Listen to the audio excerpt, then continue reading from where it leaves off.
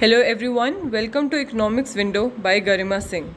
So today we are going to study about the control of money supply or credit supply by the central bank. Before we start today's topic, as we all know, central bank in case of India it is RBI. तो आज हम यही पढ़ाई करेंगे कि RBI as a central bank वो control कैसे करता है मनी सप्लाई को in the economy. So basically दो मेजर डिवीजन है इसके मेजर्स के अंदर या इंस्ट्रूमेंट्स भी हम इसे बोल देते हैं.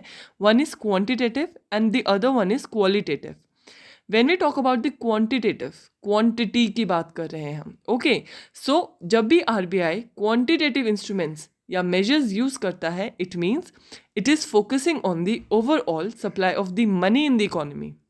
ओके, मनी की जो टोटल सप्लाई है, ओवरऑल जो हमारी सप्लाई हो रही है इकोनॉमी में, उसको कंट्रोल करने की बात करता है.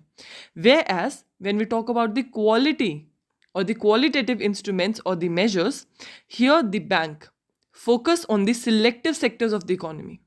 बेसिकली ये सिलेक्टिव सेक्टर वो वाले सेक्टर होंगे जिनकी वजह से बहुत ज़्यादा इंस्टेबिलिटी हो रही होगी हमारी इकोनॉमी में. Therefore while using the qualitative instrument or measures, RBI will focus on the selective sector which is the principal source of instability in the economy. For example, अब दो केस के एग्जाम्पल है हमारे पास. सपोज हमारे यहाँ inflation आ गया है, inflation आ गया है, राइज इन प्राइस हो गए हैं. ओके, तो आरबीआई सेंट्रल बैंक क्या सोचेगा कि उसको मनी सप्लाई थोड़ी कम कर देनी चाहिए सो दैट इन्फ्लेशन भी काम डाउन हो सके, नीचे आ सके. Whereas if it is the case of deflation, deflation है मतलब मंदी चल रही है, तो RBI as a central bank उसकी ड्यूटी क्या बनेगी कि मनी सप्लाई थोड़ा ठीक हो जाए. देयरफॉर डिफ्लेशन के केस में क्या होगा, मनी सप्लाई इंक्रीज कर दी जाएगी. So these were the two major instruments और मेजर्स जो सेंट्रल बैंक परफॉर्म करता है in the economy. Further, we'll be discussing today only the quantitative instruments, and in my next video, we'll be discussing the qualitative instruments, right? So starting with the quantitative instruments of credit control, the number one instrument here is the bank rate. Bank rate क्या है? Bank rate एक rate of interest है. Okay, जब भी कोई commercial bank को ज़रूरत है पैसे की और उसको कहीं से उधार लेना है, तो वो कहाँ से लेगा? लास्ट लेंडर्स रिजॉर्ट होता है मेरा सेंट्रल बैंक. तो सेंट्रल बैंक के पास जाएगा टू टेक लोन. ठीक है, तो जिस रेट ऑफ इंटरेस्ट पे सेंट्रल बैंक कमर्शियल बैंक को लेंड करेगा उसको बोला जाएगा बैंक रेट. ओके, और इस बैंक रेट को हम ये भी बोल सकते हैं that it relates to the instant or the immediate loan requirement of the commercial bank, right. और जैसे मेरा बैंक रेट इंक्रीज या डिक्रीज होगा, अकॉर्डिंगली जो मार्केट में रेट ऑफ इंटरेस्ट चल रहा होगा उस पर भी इम्पैक्ट पड़ेगा. मार्केट रेट ऑफ इंटरेस्ट भी इंक्रीज और डिक्रीज होगा. Now you must be wondering what is this market rate of interest. Market rate of interest is something that the commercial banks charges from the general public. Commercial bank rate पे उधार लेता है central bank से, further general public को भी आगे उधार देता है on the market rate. Okay, so ये जो आगे वाली इक्वेशन है इसको आपको बहुत अच्छे से लर्न करना है. This is very important. अगर मेरा बैंक रेट इंक्रीज होगा, अभी बताया मार्केट रेट ऑफ इंटरेस्ट पे भी उसका इफेक्ट आएगा, therefore rise in market rate of interest होगा. मार्केट में रेट ऑफ इंटरेस्ट बढ़ेगा तो जो मेरा कॉस्ट ऑफ कैपिटल है, जो मेरी लागत लगती है, वो भी बढ़ जाएगी. कैपिटल अगर महंगा हो जाएगा तो मेरी डिमांड जो है वो फॉल होगी. डिमांड गिरेगी तो मेरी क्या है, फॉल ऑफ मनी सप्लाई भी कम हो जाएगी. लोग डिमांड ही नहीं कर रहे तो सप्लाई भी कम हो जाएगी. सप्लाई कम होगी तो यहाँ क्या चीज़ करेक्ट होगी, इन्फ्लेशन करेक्ट हो जाएगा. ओके, तो दिस इज़ वेरी इंपॉर्टेंट. ये 1 मार्कर में, मल्टीपल चॉइस क्वेश्चन में या 2 मार्कर में पूछ लेते हैं. Then we have the other case which is the case of deflation, right. तो डिफ्लेशन के केस में what will be the steps taken by the central bank. Bank rate decrease होगा. बैंक रेट अगर कम होगा तो ऑटोमेटिकली मेरे market rate of interest भी कम हो जाएगा. मार्केट रेट ऑफ इंटरेस्ट अगर कम हो रहा है तो cost of capital will also fall. और इससे क्या होगा, चीज़ें क्रेडिट जो है, कैपिटल जो है वो सस्ता मिल रहा है, डिमांड बढ़ेगी, लोग ज़्यादा लोन लेना प्रेफर करेंगे. जैसे डिमांड फॉर क्रेडिट इंक्रीज होगी या राइज होगी तो मेरी money supply in the economy will automatically rise. अब मनी सप्लाई इंक्रीज हो गई है तो इससे क्या होगा, अगर डिफ्लेशन का केस, अगर मंदी चल रही होगी तो it will be automatically corrected. Okay, the second instrument here is the open market operation. Open market operations क्या होते हैं? It is nothing but the sale and the purchase of security. कौन सी securities? The government securities in the open market by the RBI, right, which is our central bank. So जब वो securities जो government securities हैं market के अंदर sell कर देता है, उससे क्या होता है? लिक्विडिटी. लिक्विडिटी मतलब वहाँ कैश जो है वो कम हो जाता है इकोनॉमी में, सोक कर लेता है. और यही जब वो बाय करता है सिक्योरिटीज़, तो सिक्योरिटीज़ जब बाय करता है तो लिक्विडिटी रिलीज़ हो जाती है, मतलब जो कैश है, क्रेडिट इनफ्लो है, वो बढ़ जाता है. तो ये भी बहुत इंपॉर्टेंट है जो याद रखना है कि सेलिंग ऑफ सिक्योरिटीज से क्या चीज़ें करेक्ट होंगी और बाइंग ऑफ सिक्योरिटी से क्या चीज़ें होंगी. 1 marker multiple choice question, very important questions, right. So ये भी लर्न करना है. सिमिलरली नीचे मैंने आपको इक्वेशन दी है. सेल ऑफ सिक्योरिटी अगर आरबीआई करता है, लिक्विडिटी कम हो जाती है, फॉल इन कैश रिजर्व हो जाता है कमर्शियल बैंक का, क्रेडिट कैपेसिटी जो है कमर्शियल बैंक की वो भी कम हो जाती है, मनी सप्लाई भी कम हो जाएगी और इन्फ्लेशन उससे करेक्ट हो जाएगा. And we have the third instrument which is the repo rate. This is again a very important question कि आपसे इंडिविजुअली भी स्पेसिफिकली भी पूछी जा सकती है टर्म. बैंक रेट क्या होती है, रेपो रेट क्या होती है, ओपन मार्केट ऑपरेशंस क्या है, या आपसे लॉन्ग क्वेश्चन में क्वांटिटेटिव या क्वालिटेटिव मेजर्स पूछ लिए जाएंगे, right. So coming back to the repo rate. Repo rate क्या है? It is the rate at which the central bank offers the short-term period loan to the commercial bank by buying the government securities in the open market, which is also called the repo rate. और इसी को हम क्या बोलते हैं? Repurchase rate. तो यहाँ keyword क्या है कि शॉर्ट टर्म पीरियड जो लोन्स होंगे, राइट, जब कोई भी कमर्शियल बैंक लोन लेने के लिए जाएगा सेंट्रल बैंक के पास, अगर उसको शॉर्ट टर्म पीरियड के लिए चाहिए तो वो रेपो रेट पे मिलेंगे. इसलिए इसको हम क्या बोलते हैं? हम इसको रीपर्चेज रेट भी बोलते हैं. वाई?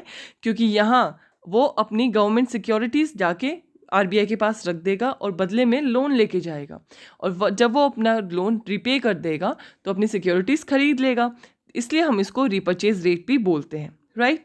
रीपर्चेज अग्रीमेंट क्या होते हैं? Basically this is an agreement between the parties, okay, which is signed by the parties stating that securities जो है कमर्शियल बैंक ने यहाँ रखवाई थी सेंट्रल बैंक के पास, उनको वो आके गिवन डेट पे और प्री डिटरमाइंड प्राइस पे आके वापस से रीपर्चेज कर लेगा. तभी इसको रीपर्चेज रेट भी कहा जाता है. अगेन इंपॉर्टेंट थिंग यह इस, अगर राइज इन रेपो रेट होगा तो उसका इम्पैक्ट क्या रहेगा? तो कॉस्ट ऑफ कैपिटल बढ़ जाएगी, डिमांड मेरी डिक्रीज हो जाएगी, डिमांड गिरेगी तो मनी सप्लाई भी गिर जाएगी और इन्फ्लेशन कंट्रोल हो जाएगा. And it will be totally opposite to the in the case of deflation, जहाँ मेरा रेपो रेट कम होगा, कॉस्ट ऑफ कैपिटल कम होगी, राइज इन डिमांड होगी, राइज इन मनी सप्लाई होगी और deflation will be automatically corrected. So this was our third measure. Next we have the reverse repo rate. अब repo rate का जो उल्टा कर दोगे वो रिवर्स रेपो रेट बन जाएगा, ओके. वो मेरा क्या था? वो रीपर्चेज रेट था. अब ये क्या हो जाएगा? Reverse repurchase rate. Repo rate में आरबीआई या सेंट्रल बैंक है वो कमर्शियल बैंक को दे रहा था पैसे, राइट. अब यहाँ क्या होगा? यहाँ आरबीआई एक्सेप्ट कर रहे चीज़ें उल्टी हो जाएंगी, right. So it is the rate at which the RBI accept the deposit from the commercial bank. इसीलिए हम इसको क्या बोलते हैं? Reverse repo rate. और इसको हम दूसरा नेम क्या बोलते हैं? इसका दूसरा नेम क्या है? Reverse repurchase rate. Reverse repurchase rate से बैंक्स को क्या फ़ायदा होता है? अगर वो जाके उनके पास कुछ सिक्योरिटी रखवाती है सेंट्रल बैंक के पास, कमर्शियल बैंक अगर कुछ सिक्योरिटी रखवाती है तो उनको रेट ऑफ इंटरेस्ट जनरेट हो जाता है. देयरफॉर यहाँ बैंक्स को फ़ायदा होगा. कैसे? अगर मेरा केस है यहाँ डिफ्लेशन का, तो रिवर्स रेपो रेट अगर फॉल है, ओके, कम है, तो इसमें क्या होगा? मेरे लेस फंड्स जो होंगे कमर्शियल बैंक के आरबीआई के पास, तो कम फंड्स जाएंगे तो क्या होगा? मेरे आरबीआई के पास ज़्यादा फंड्स होंगे ताकि वो क्रेडिट क्रिएशन कर पाए, और ज़्यादा क्रिएशन के लिए क्या होगा? मेरी सप्लाई ऑफ मनी इंक्रीज हो जाएगी और डिफ्लेशन कंट्रोल हो जाएगा. अगर यही बात मेरी इन्फ्लेशन की है तो rise in reverse repo rate हुआ तो ज़्यादा फंड्स आरबीआई के पास डालने पड़ेंगे. ज़्यादा फंड्स अगर आरबीआई के पास जाएंगे कमर्शियल बैंक के, तो उनके पास क्या होगा? क्रेडिट क्रिएशन के लिए फंड कम होगा. क्रेडिट क्रिएशन के लिए पैसा कम है तो मनी सप्लाई डिक्रीज हो जाएगी और मेरा इन्फ्लेशन कंट्रोल हो जाएगा. As simple as that. तो ये आपको बहुत अच्छे से लर्न करने हैं, यहीं से क्वेश्चन बनता है and this is very very important topic and one of the favourite topic of the CBSE, जहाँ से क्वेश्चंस आने के बहुत ज़्यादा चांसेस रहते हैं। Then we have the cash reserve ratio which is the CRR. Last chapter में मैंने आपको क्रेडिट क्रिएशन का प्रोसेस समझाया था when we were doing the banking chapter, right? तो वहाँ मैंने बोला था कि हम यहाँ डिटेल में पढ़ेंगे, तो here it is. तो CRR क्या है? It is the minimum percentage. भाई एक मिनिमम रिक्वायर्ड परसेंटेज है जो RBI बोलता है कि हर बैंक को अपने टोटल डिपॉजिट का कुछ परसेंट रखवाना होगा। ओके वो आगे फर्दर लोन वगैरह में नहीं दे सकते हैं। अगर आपको पिछले वाला एग्जाम्पल याद है तो आपको याद होगा कि हमने CRR एज्यूम किया था, सपोज इट इज़ 10%। तो RBI के पास बैंक के पास जब हमारे पैसे आए थे 1000 रुपये का डिपॉजिट, राइट, 1000 रुपये का डिपॉजिट में से 10% वो अपने पास रख रहा था और बाकी का जो बच रहा था उसको लोन पे दे रहा था, राइट, जब हमने क्रेडिट क्रिएशन किया था। सो CRR क्या होता है? It is the minimum percentage of banks total deposit which is required to be kept with the RBI। Again RBI के पास रखवा रहे हैं तो it will be RBI only जो डिसाइड कर रहा होगा CRR का रेट, राइट। और CRR का rate time to time vary करता रहता है depending on the situation, economy में क्या चल रही है। If it is the case of inflation CRR increase होगा ताकि मनी सप्लाई डिक्रीज हो जाए, and if it is the case of deflation CRR मेरा डिक्रीज होगा ताकि मनी सप्लाई इंक्रीज हो जाए। Next we have the statutory liquidity ratio, जिसको हम SLR भी बोलते हैं। तो SLR again every bank is required to maintain a fixed percentage of its asset. हर बैंक को अपने पास एक fixed percent of asset maintain करना होता है in the form of liquid asset. Liquid asset के अंदर क्या क्या चीज़ें आती हैं? It can be cash, it can be gold, it can be unencumbered approved securities. Okay, so SLR के केस में क्या होगा? अगर इन्फ्लेशन है तो राइज इन SLR करना पड़ जाएगा। क्यों? क्योंकि फिर बैंक को मेंटेन करना होगा। सपोज पहले था 5% और सेंट्रल बैंक को लगता है इन्फ्लेशन है, उसको 10% कर देता है, तो अब उसको पहले 5% अपनी लिक्विड एसेट रखना होता था, लेकिन अब इंक्रीज़ हो जाएगा तो उसको ज़्यादा अपने पास लिक्विड एसेट रखना पड़ेगा। अगर SLR इंक्रीज़ हुआ है तो मेरा फॉल हो जाएगी मेरी अवेलेबिलिटी ऑफ फंड्स जो आगे लोन पे दी जाती हैं, मनी सप्लाई भी डिक्रीज़ हो जाएगी और इन्फ्लेशन कंट्रोल हो जाएगा, which is vice versa in the case of deflation, right. Fall in SLR होगा तो मेरी rise in availability of funds हो जाएंगी, राइज इन अवेलेबिलिटी होगी तो राइज इन मनी सप्लाई होगी और उससे मेरी डिफ्लेशन कंट्रोल हो जाएगी। So guys that was it for today's video.